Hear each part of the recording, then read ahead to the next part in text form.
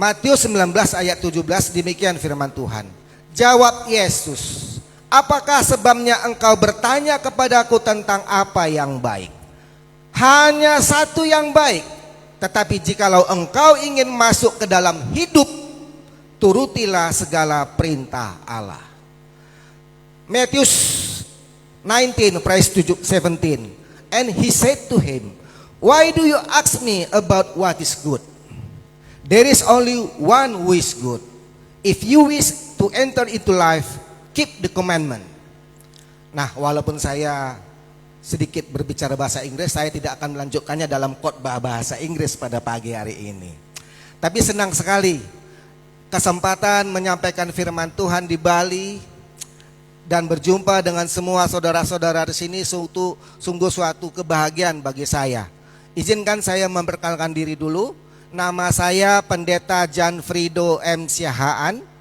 Saya pendeta dari Gereja Pentakosta Serikat di Indonesia di Bekasi.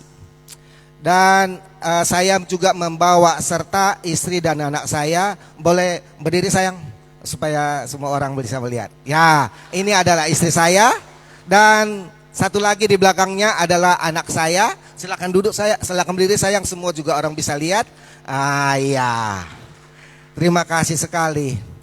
Dan kesempatan pada pagi hari ini adalah kesempatan yang sebenarnya adalah terakhir di tahun 2023.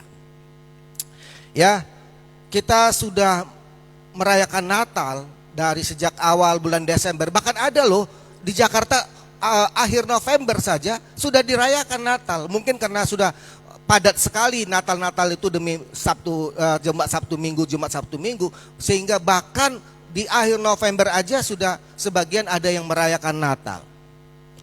Nah, Natal kali ini boleh dikatakan adalah Natal yang paling ramai setelah masa COVID-19 berlalu. Mungkin dalam 5 tahun terakhir ini adalah Natal yang paling ramai dirayakan orang Kristen seluruh Indonesia. Ya, ada begitu banyak perayaan Natal dilakukan. Terkadang satu gereja aja bisa merayakan Natal itu beberapa kali. Ada Natal umum, ya, semua dari tua sampai yang balita aja pun ikut hadir di gereja merayakan Natal, ya kan? Ada juga Natal kaum ibu, ya kan? Tapi bapak-bapaknya juga ikut datang meramaikan. Ada yang disebut juga Natal kaum bapak, tapi kaum ibunya juga ikut-ikut datang. Ramai sekali. Ada Natal pemuda bahkan yang lansia juga bisa ikut datang. Ketika ditanya, "Oh, ini opa kenapa datang ini Natal pemuda?" Dia bilang, "Oh, saya kan sudah jomblo, jadi saya juga ikut jadi pemuda," katanya. Nah, jadi semua Natal kali ini betul-betul ramai. Belum lagi kalau Natal sekolah minggu, semua orang tua juga ikut hadir kan, mau menyaksikan anaknya pentas, ya kan? Wah, ini lagi liturgi, semua pasang kamera, semua foto, semua untuk anaknya. Begitu sukacitanya kita merayakan Natal, ramai sekali. Ini belum lagi Natal reuni SMA, reuni Natal kampus. Saya sudah menyaksikannya di Jakarta, sudah sedemikian ramai Bapak Ibu. Di Bali ini juga saya lihat begitu ramai. Enggak peduli dia mau pengusahanya agama apa. Yang penting semua kafe-kafe, semua hotel-hotel semua ikut membuat ornamen-ornamen Natal, ikut merayakan Natal. Kalau kita lihat begitu euforianya sekali ini kita merayakan Natal. Tapi saya yakin juga Bapak Ibu, saya yakin juga saudara-saudara, bahwa mungkin sebagian dari kita saat ini juga merasakan Natal ini berat sekali.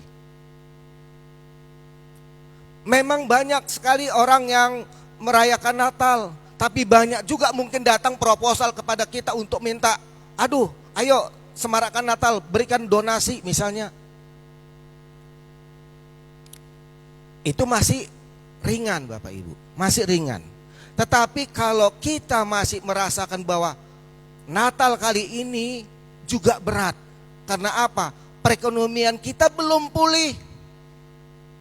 Orang banyak merayakan akhir tahun.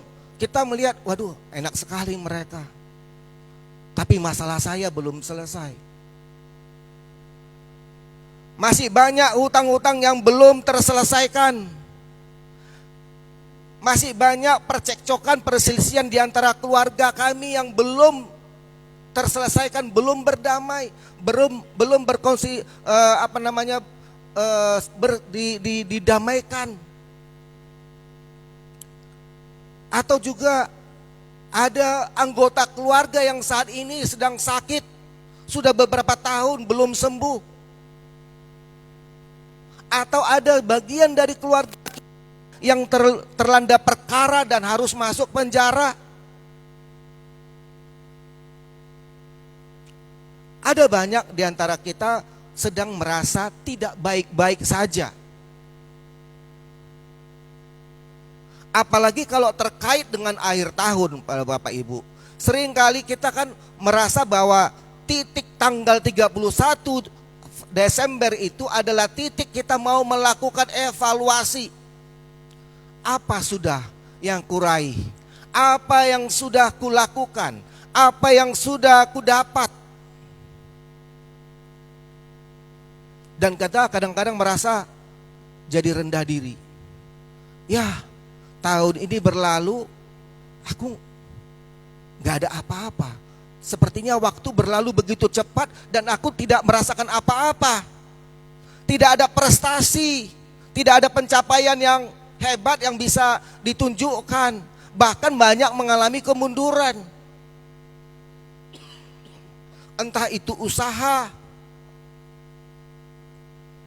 Dan kita merasa bahwa, aduh, padahal aku beribadah loh. Padahal aku percaya Tuhan. Padahal aku berdoa setiap hari. Padahal aku datang rajin ke gereja. Bahkan aku menjadi bagian dari pengerja misalnya. Tapi kok hidupku datar-datar saja. Bahkan saat ini banyak mengalami kemunduran. Tidak ada yang bisa dibanggakan rasanya hidupku ini. Bagaimana ini Tuhan? Tahun 2023 memang akan berakhir. Berakhir pada malam hari ini. Tapi masalah-masalah kita tak kunjung selesai. Bahkan sepertinya beban itu terus harus kita gendong setiap hari. Banyak yang merasakan seperti itu, saudara-saudara kita. Ketika kita sampai di ujung yang sepertinya kita bisa katakan buruk bagi sebagian orang. Dan di tengah kita merayakan Natal, ketika kita ditanya apa kabar, kita rasanya mengatakan, aduh gimana ya mau menjawab ini. Luar biasa kita juga bilang. Sambil menahan jerit di hati kadang-kadang kita, ya sebenarnya sih dia tidak sedang baik-baik aja. Saat ini hidup saya tidak baik-baik saja. Ada banyak masalah. Tapi aku harus jawab luar biasa. Ya, tapi tidak apa-apa Bapak Ibu, saudara-saudara. Kalau kita merasa keadaan kita ini memang sedang tidak baik-baik pun tidak masalah. Kita tidak perlu juga overreaktif ketika orang bertanya apa kabar. Karena memang mereka pun mungkin berharap kita memang sedang dalam keadaan baik-baik saja. Di doa mereka kita ini baik-baik saja. Ya. Dan bisa jadi justru mereka lah juga dalam keadaan tidak baik-baik saja. Saya tidak mau katakan buruk. Sepertinya kurang baik untuk dikatakan bahwa sedang nasib kita atau sedang hidup kita ini sedang buruk. Ya kita katakan saja tidak sedang baik-baik. Nah, it's okay sebenarnya kalau kita tidak dalam keadaan baik-baik saja Bapak Ibu. Ya kita bisa sebenarnya curhat kepada pembimbing rohani kita. Kita bahkan bisa juga curhat kepada Tuhan langsung. Bahwa Tuhan, aku ini sedang tidak baik-baik saja. Aku ini sedang merasa down. Aku ini sedang merasa ketika orang lain bersuka cita, aku kok merasa rasanya merasa sedih. Semua kita bisa mengalami seperti itu Bapak Ibu. Bahkan di tengah-tengah begitu banyak orang sedang merayakan sesuatu, sedang merasakan sukacita besar baginya. Tapi tidak semua orang di dunia ini sedang merasakan sukacita. Dan bisa jadi itu adalah kita. Nah, saya mau katakan Bapak Ibu Saudara sekalian, hari, bulan, tahun akan terus berganti. Tapi ingat bahwa kita memiliki Tuhan Yesus yang tidak pernah berubah. Dia selalu baik, dia selalu mendengar, dan dia selalu siap menolong kita dari waktu ke waktu. Ada amin? Ya, saya mau seperti itu Bapak Ibu. Kita tetap selalu merasakan punya pengharapan. Ini yang menunjukkan orang Kristen berbeda dengan orang-orang lain.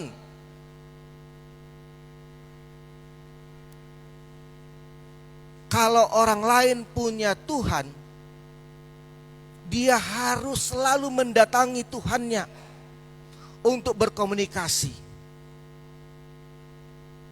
Tetapi orang Kristen selalu punya Tuhan yang dibawa kemana-mana Bapak Ibu. Kita punya Tuhan yang ada di dalam hidup kita. Maka tidak ada satu perkara pun yang lolos seolah-olah kita tidak sedang bersama Tuhan. Nah, ini yang harus kembali kita ingat Bapak Ibu. Kita sadari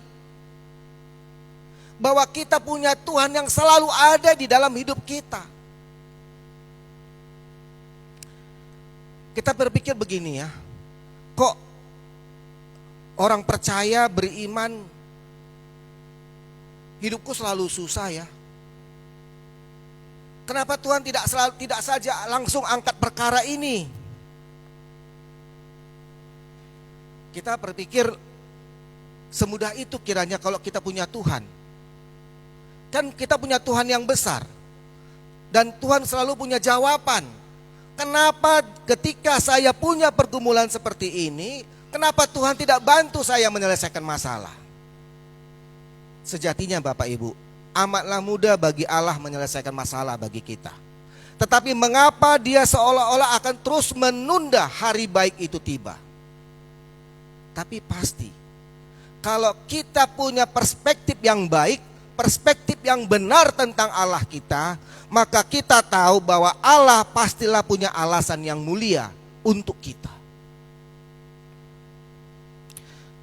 Tahun 2004 Bapak Ibu. Tahun 2004 saya memutuskan keluar dari sebuah usaha cleaning service. Saya pemilik usaha cleaning service Bapak Ibu.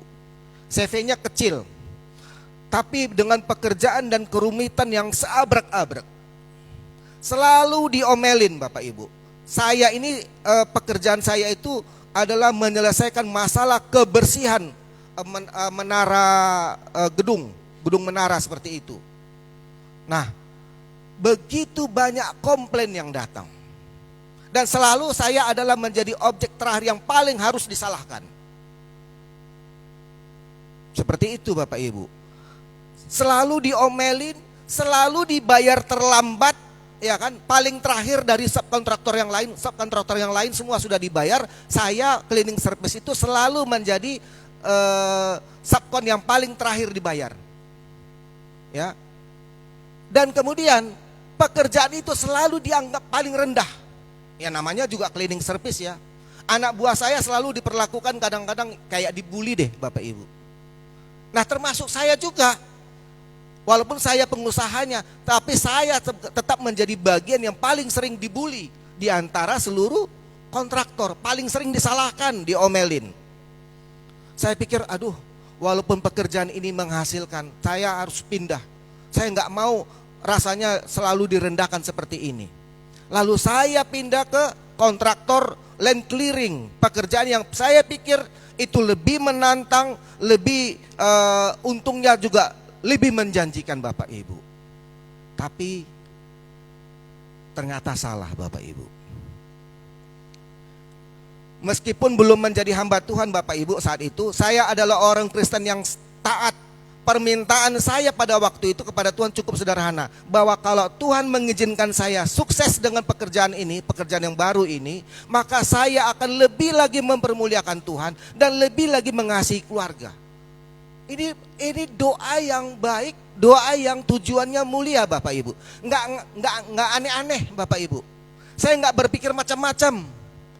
Tujuan saya adalah mempermuliakan nama Tuhan dan mengasihi keluarga. Tapi apa yang dapat saya kerjakan Bapak Ibu? Permintaan saya itu seperti saya dapati dikabulkan Tuhan. Saya dapat proyek yang bagus, untungnya menjanjikan, sukses juga saya kerjakan, selesai. Nah, tapi bayarannya ternyata tidak Bapak Ibu. Itu adalah proyek bodong dan mangkrak.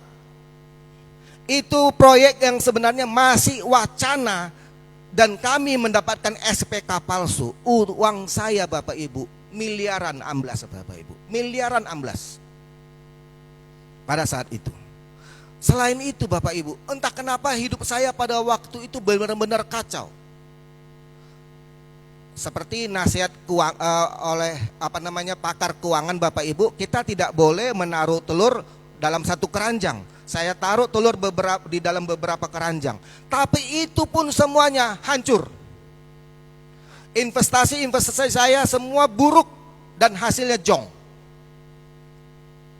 Ya, investasi dolar saya pada sebuah layanan investasi dari Hong Kong Bapak Ibu dibawa lari.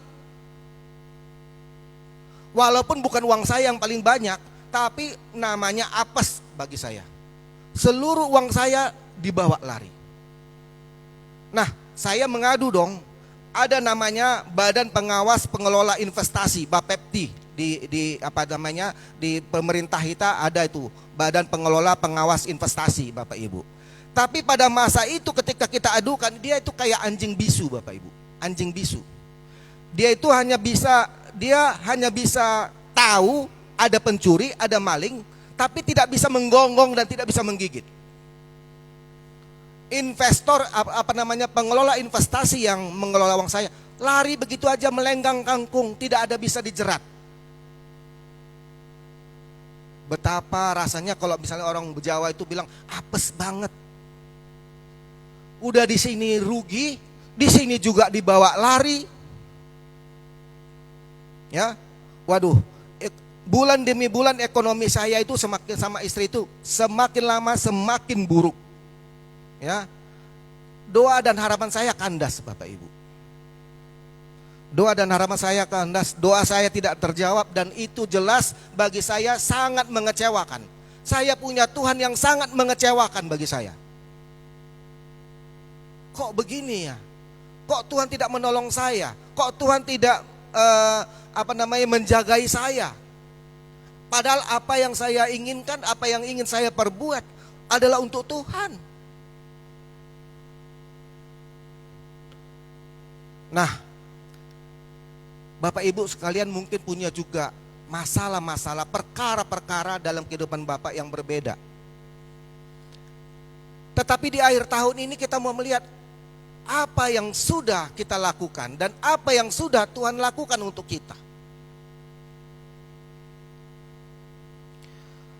Di zaman yang berbeda Bapak Ibu, di zaman perjanjian lama, kita punya seorang nabi, Nabi Elia namanya, punya kisah yang serupa. Dia begitu dikdaya, begitu hebat, mengalahkan para nabi-nabi. 400 nabi dia kalahkan Bapak Ibu. Dengan kuasa Tuhan dia menunjukkan bagaimana mujizat Tuhan terjadi. Tapi selanjutnya apa? Ada seorang utusan dari ratu yang di luar negeri Bapak Ibu menjumpai Elia dan hanya mengatakan bahwa apa yang kau perbuat ini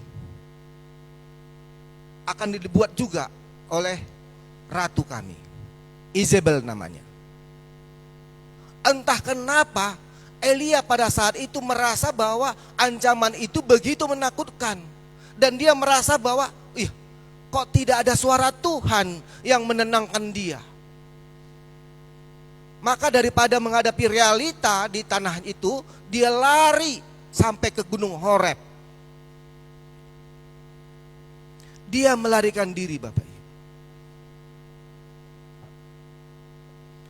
Terkadang kalau kita sudah melihat masalah yang kita hadapin itu tidak ada jalan keluar, buntu, kita merasa bahwa waduh, iman kita serasa gak ada lagi. Saya pun menghadapi masalah yang sama, Bapak Ibu. Bulan, hari demi hari, minggu demi minggu, bulan demi bulan, dengan uang tabungan yang semakin lama semakin menipis, tidak ada penghasilan dan tidak ada pendapatan apapun. Kami harus berhemat sedemikian rupa, Bapak Ibu. Itu sangat menakutkan. Karena hidup jalan terus. Dan biaya harus jalan, Bapak Ibu. Tidak ada hari yang tampaknya kamu gak keluarkan uang, Bapak Ibu, dalam hidup ini kan. Biaya listrik masih bisa kita tunda, bayar 1 bulan. Tapi biaya makan anak-anak, biaya apa saja yang keluar, biaya transport. Dan kalau kita lihat uang kita semakin lama semakin menipis, sampai kapan ini bertahan? Kita harus berhemat, Bapak Ibu. Kalau bisa jangan sampai keluar uang bertiga ini lebih dari 25.000 sehari. Oke lah, kami gak bayar kontrakan, Bapak Ibu, karena kami sudah punya rumah saat itu. Tapi tetap aja kita tunggu bulannya pasti akan ada jumpa bayar listrik, bayar air, bayar ini, bayar itu. Apalagi hidup di Jakarta, di Bekasi, Bapak Ibu. Wow, segala apa keluar biaya. Dan kita nggak bisa mengelak. Kalau uang sudah tidak ada, Bapak Ibu, pasti komunikasi pun terhambat. Suami istri, ayah anak, pasti akan terganggu, Bapak Ibu. Bukan karena kita tidak mau, artinya bukan karena kita tidak sayang atau bukan karena apa. Tetapi uang itu tetap adalah suatu kebutuhan yang sehari-hari harus ada. Nah, maka kita mungkin perlu mengulang, Bapak Ibu. Kita perlu mendefinisikan ulang kebaikan Tuhan itu sebenarnya seperti apa sih? Apakah sama seperti apa yang kita pikirkan bagaimana Tuhan mau mengasihi kita, memberikan kebaikan bagi kita seperti apa yang kita bayangkan? Apakah demikian konsep Tuhan terhadap kita? Nah, dari pergulatan Nabi Elia, Bapak Ibu, setelah melakukan banyak perkara, wujud ketaatan Elia itu diperhadapkan pada ancaman bahaya. Dia melarikan diri sejauh mungkin. Lalu dia berharap, Tuhan matikan aja Izebel itu supaya lepas ancaman terhadap aku.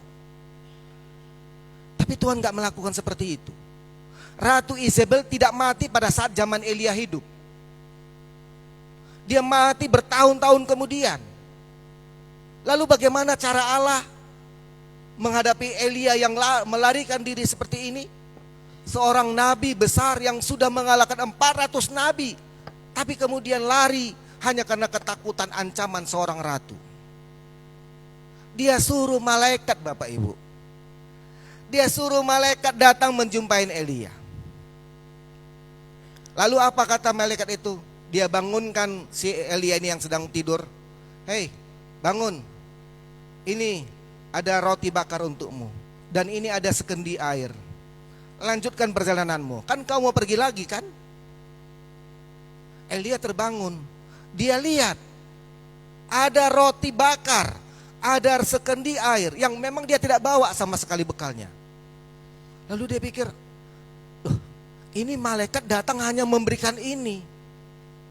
Dan tidak ada yang katakan, nanti sabarlah Elia ya, tenang. Nanti aku yang akan menghadapi Izebel itu.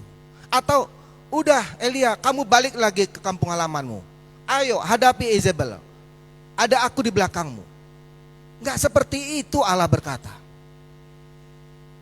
Lalu Elia melanjutkan lagi perjalanannya. Sampai kepada kemudian satu tempat. Dia lelah lagi istirahat. Tertidur. Lalu kemudian kembali lagi malaikat itu berkata, Elia, bangun. Sudah sampai mana kamu, sampai kemana kamu akan berjalan? Ini roti bakar, ini sekendi air.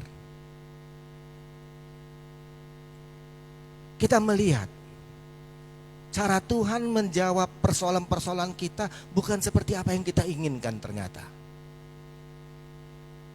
Enggak.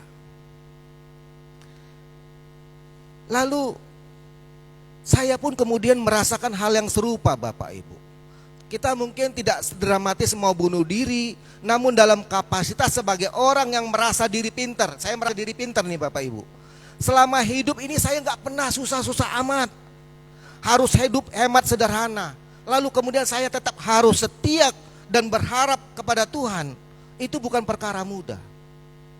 Di saat kantong kamu kosong Bapak Ibu, nggak bisa beli apa-apa, persoalan semakin besar, tabungan semakin menipis, anak tetap harus dihidupi, biaya terus berjalan. Bagaimana caranya? Ketika itu saya benar-benar berharap ada pemulihan ekonomi, namun pokok-pokok doa saya sepertinya Bapak Ibu nggak sampai ke telinga Tuhan. Saya mempertanyakan sebenarnya kapan hari yang baik untuk saya seperti orang-orang lain mendapatkan hari baiknya. Saya cemburu Bapak Ibu kepada orang-orang lain kok diberkati, saya tidak. Saya kurang taat apa? Kami rajin beribadah Bapak Ibu, tidak pernah absen. Doa juga di rumah. Tapi kenapa saya harus menghadapi masalah seperti ini? Namun lama-lama saya sadar saya melakukan kesalahan Bapak Ibu. Sedikit sih kesalahannya, tapi bisa jadi justru ini memang yang ingin Tuhan tegur kepada saya Bapak Ibu. Di tengah perjalanan yang jauh kadang-kadang Bapak Ibu, saya naik motor sendirian antara melamun dan merenung Bapak Ibu. Saya tersadar bahwa mungkin saat ini saya ingin menyetir Allah. Saya ingin mendikte Allah bagaimana dia harus mewujudkan kebaikannya kepada kita. Jangan salah. Dalam keegoisan kita, dalam kemanjaan kita, kita merasa bahwa sudah kita menjadi anak Allah, bahwa kita sudah melakukan pekerjaan-pekerjaan yang baik untuk Tuhan, kita merasa bahwa kita adalah anak Tuhan.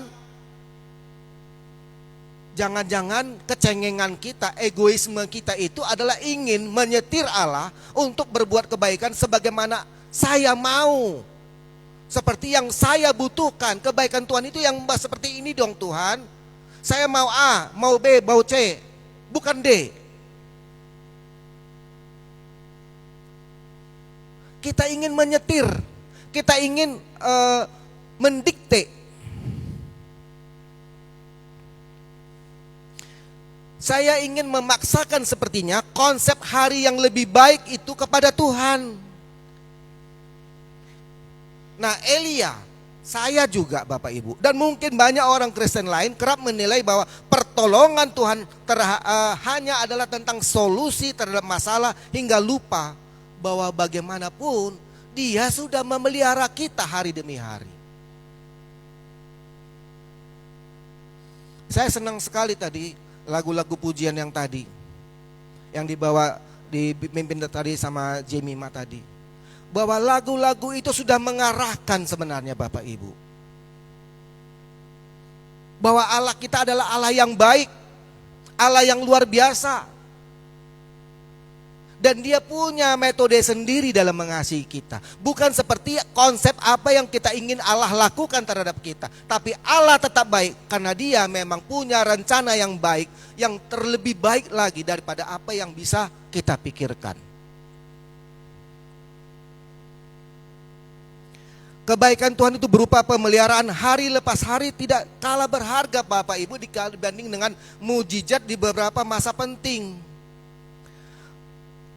Betapa akan mengecewakannya kita ini Bapak Ibu di hadapan Tuhan, dan bahkan juga kita mungkin akan merugi sendiri ya, bahwa jika iman kita ini didasarkan pada hal-hal fenomenal dan mujizat. Seringkali Bapak Ibu, kalau kita sudah jadi orang lama, orang percaya ya, orang Kristen yang sudah lama, bahkan mungkin sudah lahir, sudah jadi orang Kristen Bapak Ibu, kita merasakan bahwa hidup kita ini biasa-biasa saja, bahwa kita ingin merindukan mujizat. Padahal itu salah Bapak Ibu. Coba lihat di Alkitab, di dalam firman-firman Tuhan itu, bahwa mujizat hanya sering terjadi pada saat mencelikkan orang yang belum percaya. Mujizat Tuhan hanya tujuannya apa? Untuk mencelikkan mata orang percaya bahwa oh ya, Tuhannya orang Kristen itu dahsyat. Aku mau jadi orang percaya. Tapi kalau bagi kita yang orang percaya Bapak Ibu, hari demi hari adalah sebuah mujizat. Setiap hari adalah mujizat. Kita tidak boleh lagi terpaku kepada hal-hal yang fenomenal. Karena kita sudah orang beriman.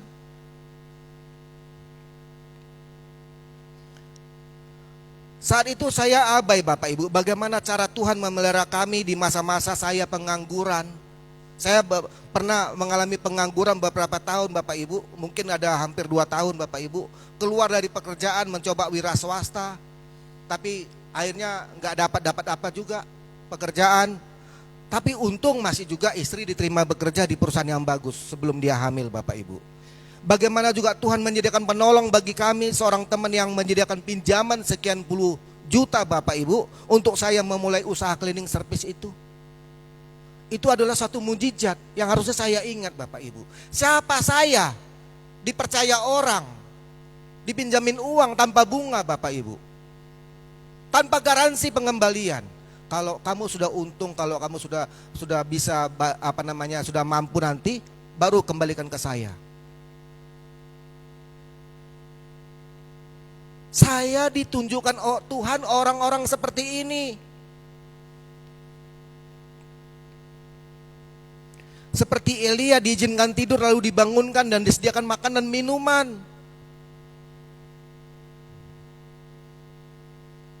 Saat ini pun posisi saya belumlah suatu, artinya bisa dikatakan bahwa saya ini sudah jadi pendeta yang berkecukupan, bersejahtera. Enggak juga Bapak Ibu.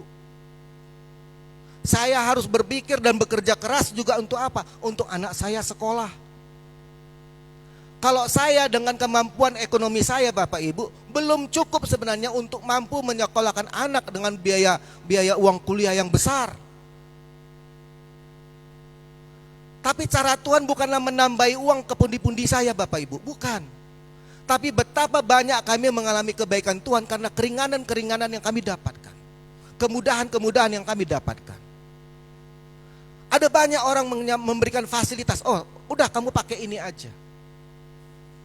Kami mengalami keringanan-keringanan biaya.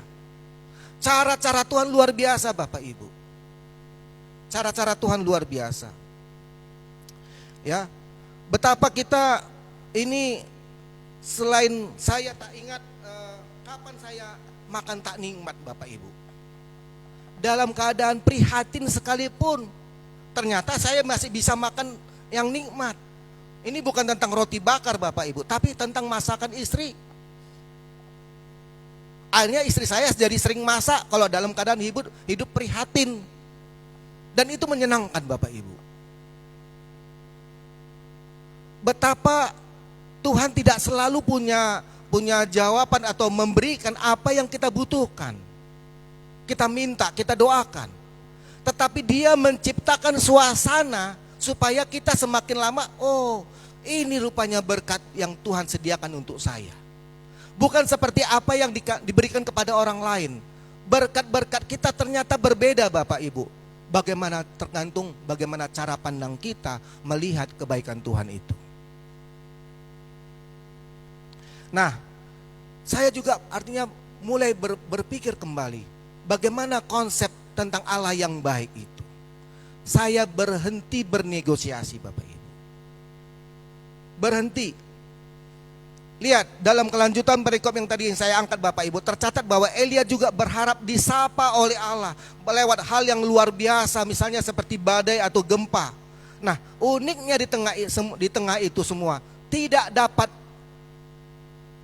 teguran, sapaan dari Tuhan. Bukan seperti pada waktu Elia mengalahkan para nabi-nabi, 400 nabi itu Bapak Ibu. Tidak ada apapun dari suara dari Tuhan. Lalu apa yang ada? Angin sepoi-sepoi. Angin sepoi-sepoi. Jadi saya berdoa, wah iya, cara-cara Tuhan gak seperti apa yang harusnya saya pikirkan. Kalau kita percaya bahwa Allah itu dahsyat, maka sebenarnya apa perbuatan Allah tidak akan bisa terpikirkan oleh kita. Lalu kalau kita berpikir bahwa Allah itu tidak adil, orang lain lebih dikasih dan kemudian kita tidak dikasih, itu salah sama sekali. Tapi harus kita ingat bahwa Allah itu adalah kasih, Allah itu adalah adil, Allah itu ada dalam sifat sama Bapak Ibu. Kita semua dikasih Allah. Tidak ada satu dari antara kita ini terlalu istimewa sehingga Allah lebih mengasihi dia. Berharap kita Tuhan melakukan dengan cara A atau B atau memilih C dan tidak mengambil D. Inilah kecenderungan kita selalu ingin menyetir Tuhan demi keegoisan dan keinginan daging kita sendiri. Dan ini sebenarnya memalukan Bapak Ibu. Ini sebenarnya sesuatu hal yang memalukan. Bagaimana kita beriman seperti itu tidak benar. Seperti Elia yang disapa lewat angin sepoi Bapak Ibu. Allah pun menyapa saya lewat apa? Kesempatan saya naik motor sendirian, merenung seperti itu. Sampai segini pun saya selalu melakukan seperti itu Bapak Ibu. Itu adalah suatu kesempatan bagi saya untuk refleksi dengan Tuhan. Dan lewat apa saja yang saya pandang, entah saya pandang mungkin ada orang yang sedang kesusahan di tengah jalan itu, atau ada orang yang mungkin sedang berkelahi, saya selalu melihat bagaimana Tuhan berbicara kepada saya. Kemarin ketika kami jalan menuju dari Gilimanuk ke Bali, ke Denpasar, saya jalan begini, ada motor Bapak Ibu, motor seperti dia mau jalan memutar, tapi dia kemudian hampir saja menabrak orang yang harusnya jalannya searah sama dia. Lalu saya ngomong sama dia, itu pagi-pagi sekali Bapak Ibu, pagi-pagi sekali. Lalu saya bilang kepada mereka, aduh itu kasihan itu Bapak, pagi-pagi begini dia sudah hampir nabrak orang. Mungkin dia barusan saja memikirkan apa kata istrinya tadi waktu dia berpesan sebelum pergi. Nanti bawa uang ya, sekian ya. Kita perlu untuk ini, untuk ini. Bapak itu merasa tidak perlu lagi menjawab apa kata istrinya, permintaan istrinya. Tapi mungkin karena dia terlalu memikirkan apa beban yang dia sampaikan tadi, maka dia mungkin saja kehilangan konsentrasi dan menabrak. Anak-anak saya dan istri saya ketawa semua. Dia pikir, Papa ini terlalu berhalusinasi. Tapi seperti itulah sering saya pikirkan Bapak Ibu. Bahwa saya selalu berpikir, mungkin saja orang ini juga sama seperti saya ya, sedang susah. Saya tidak susah sendirian di dunia ini. Dan saya juga tidak diberkati sendirian di dunia ini. Kita harus berhenti memikirkan bahwa kita ini adalah orang yang paling menderita. Kita harus selalu berpikir bahwa kita adalah orang yang diberkati. Dan cara-cara Tuhan memberkati kita selalu dengan jalan yang istimewa. Tuhan tidak selalu sama melakukan sesuatu kepada A dan kemudian sama juga kepada si B. Dia punya caranya sendiri. Nah, sebagai penutup Bapak Ibu, khotbah-khotbah dan pergumulan kita di tahun pergumulan saya ya Bapak Ibu di tahun 2006-2012 itu menjadi sebuah pelajaran yang saya syukuri hingga hari ini Bapak Ibu. Ketika masa tak beruntung kembali tiba, kita sejatinya dapat belajar memohon dengan kerendahan hati agar kita tidak terjerumus pada sikap hati yang penuh negosiasi dengan Tuhan, apalagi mendikte Tuhan.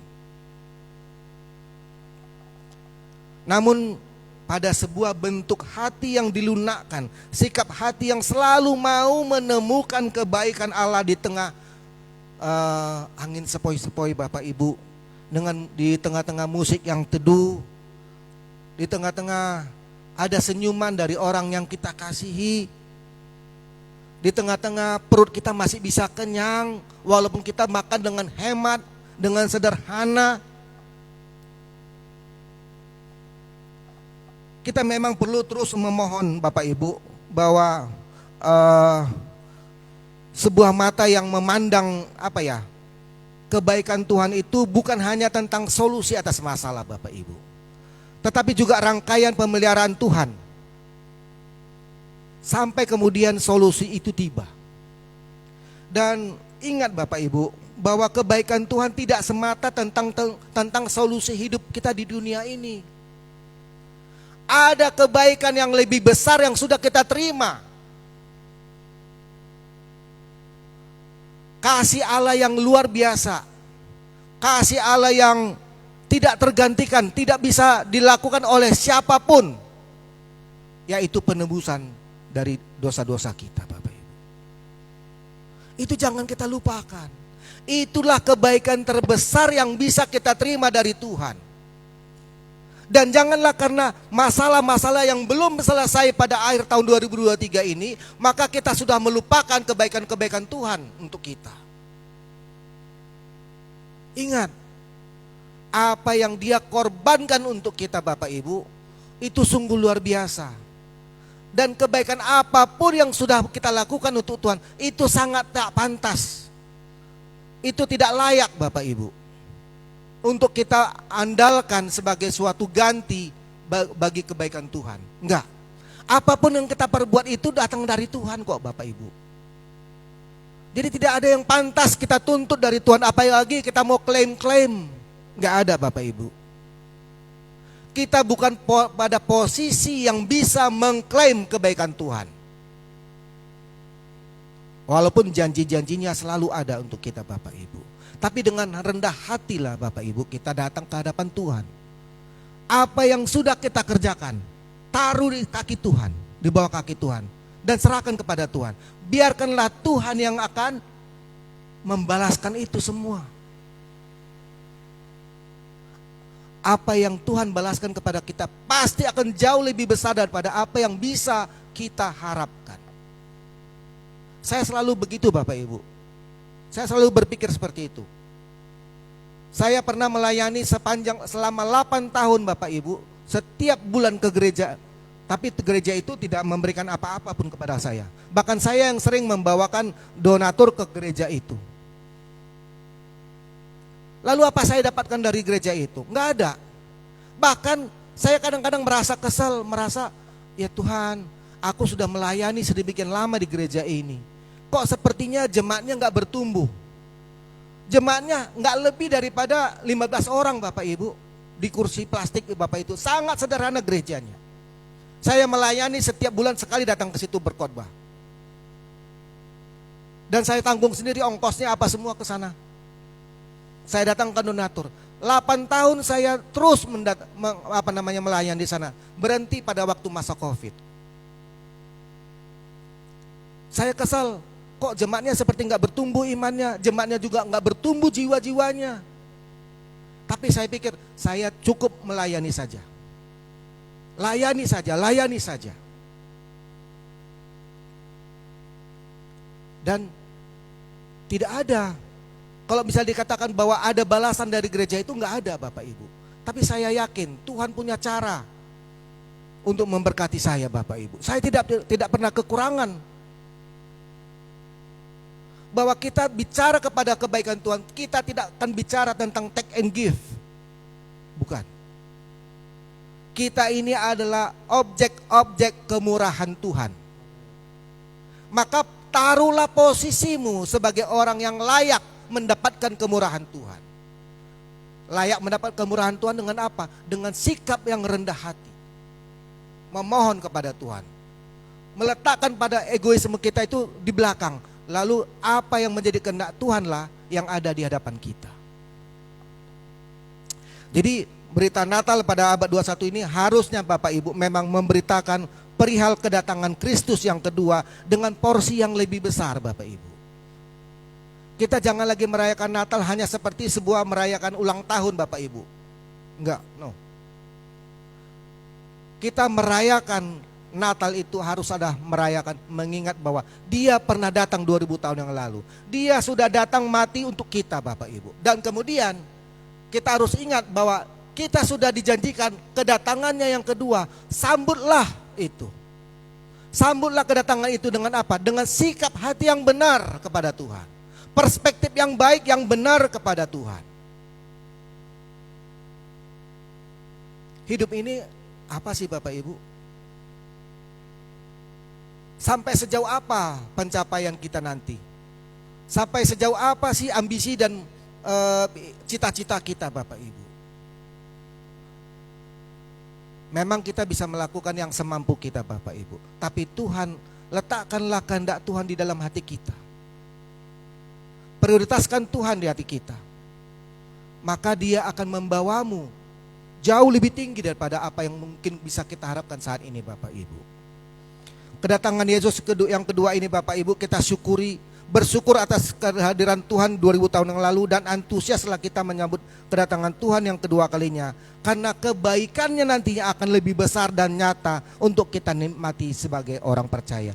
Dia yang baik itu akan menganugerahkan keselamatan yang besar bagi kita Bapak Ibu. Kembali kepada tadi Bapak Ibu, apakah sebabnya engkau bertanya kepadaku tentang apa yang baik?